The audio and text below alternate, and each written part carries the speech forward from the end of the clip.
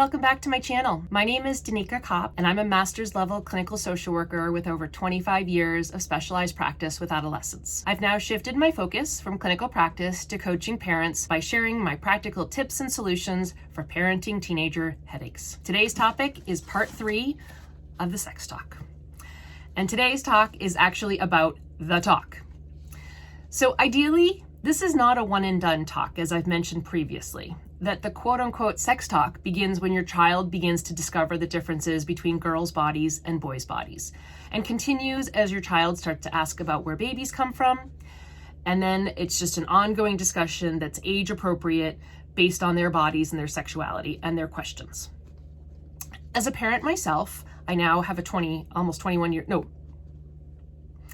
a parent myself of a 20-year-old, I remember my 12-year-old daughter wanting to date.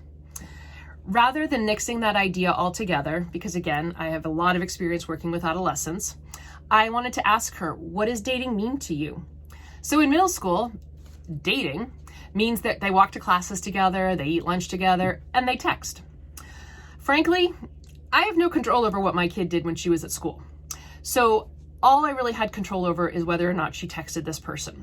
And I really felt as though having an ongoing discussion was more advantageous to me in our relationship than giving her a flat no. So I said, sure, go date him. At 13, my daughter began dating the son of a friend of mine.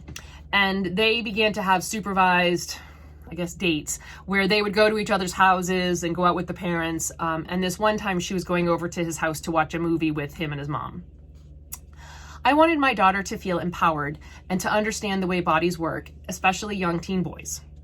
And I wanted her to understand that at times they lack bodily control when a girl they like is near them. My daughter was horrified on the ride over as I discussed this with her, and she wanted to know exactly how she could prevent this from ever happening. At 14, my daughter was a brand new freshman at high school, and an 18-year-old senior expressed an interest in dating her. Knowing as I do that if I didn't permit it, my daughter would explore sneaky ways to do things without my permission. And I, again, wanted to preserve the relationship and allow her to explore safely kind of what dating means in today's day and age. My husband wanted to completely forbid it, but I prevailed, and we had a very frank discussion with her about what exactly she was allowed to do with this adult. That we would drive her to and from, they basically had dates at the movie theater locally that he worked at. So we would drive her to and from the movies, and that we explicitly were allowing them to kiss on the lips, hold hands, and hug. No clothing was to ever come off, and she was never to be in his car. We explained to our daughter the legal ramifications for him if he didn't follow our instructions. We explained to our daughter the legal ramifications that he would face if he didn't follow our explicit expectations of him. And he was military bound post-high school. So after 2 dates, the senior moved on, and my daughter then began to date another freshman, which was much more age appropriate. My daughter also, after 2 dates, they both moved on, and my daughter began to date a freshman, which was much more age appropriate. But she did so with the knowledge that we trusted her and her ability to hold to our expectations. These were not discussions I looked forward to. They were challenging for us as her parents to be honest with ourselves and to be honest with our daughters. We wanted her to know that we loved and trusted her, but also we needed her to understand exactly what our reasons for the information and trust that we gave her.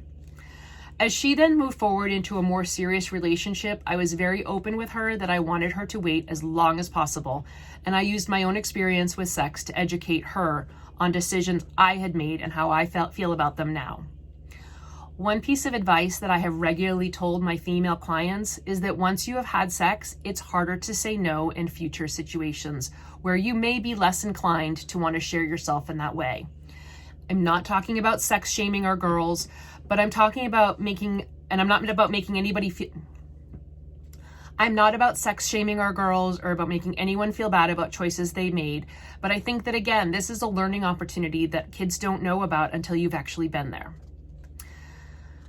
The reality is our teenagers are going to make decisions we don't agree with, and they're going to need to live with the consequences of these decisions. So let's give them as much factual information about how sex actually occurs and what outcomes, pregnancy, STDs that are curable, and herpes, which is incurable, and then give them the values and family expectations and the whys behind it. Ultimately, I want you to think about what your own parents did well and what they didn't do so well, and then think about how you can do better for your child. My own parents were excellent with all the biological information.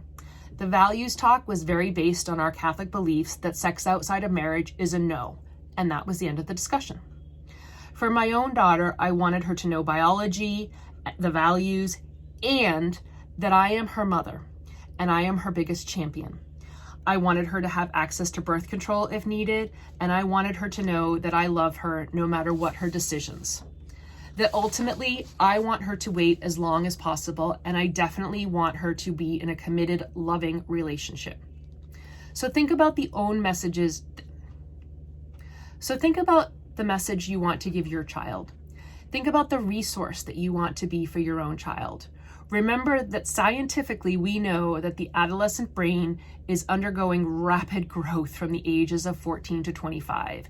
They don't have a fully formed frontal lobe that can think, remember, reason, focus attention, make decisions, and relate to others the way that adults can. So we really need to help our teens by preparing them for the situations they may find themselves and allow them the opportunity to have already thought through their options. I hope you found this helpful. Part 4 is coming up. Thank you for joining me today. Please like and share this video if you found it helpful. Leave me a comment down below with any future topics you'd like for me to cover related parenting teenagers. Thanks so much. Good luck out there, parents.